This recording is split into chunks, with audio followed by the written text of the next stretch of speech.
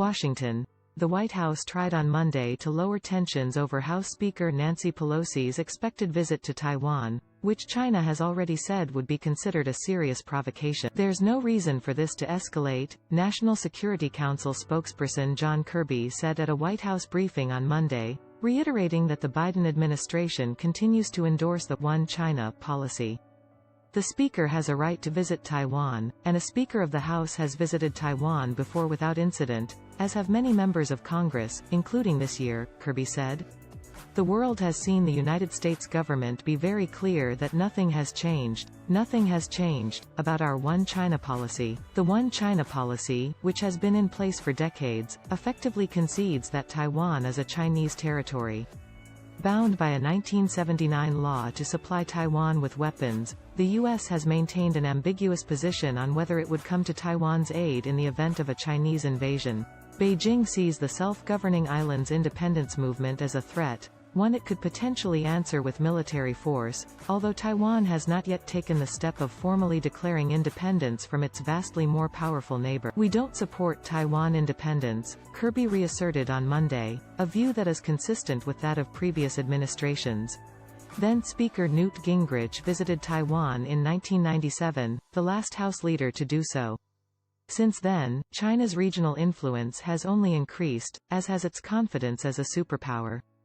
Pelosi had initially intended to visit Taiwan in April, but a coronavirus infection scuttled those plans.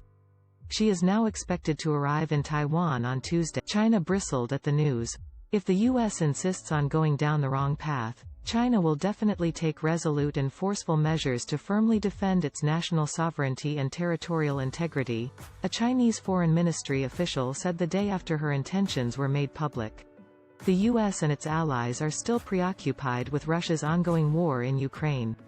The fear of provoking a second nuclear power with enormous regional influence remains a top concern, and Kirby labored on Monday to depict Pelosi's visit as distinct from the Biden administration's own diplomatic priorities. We will not take the bait or engage in saber-rattling, Kirby said.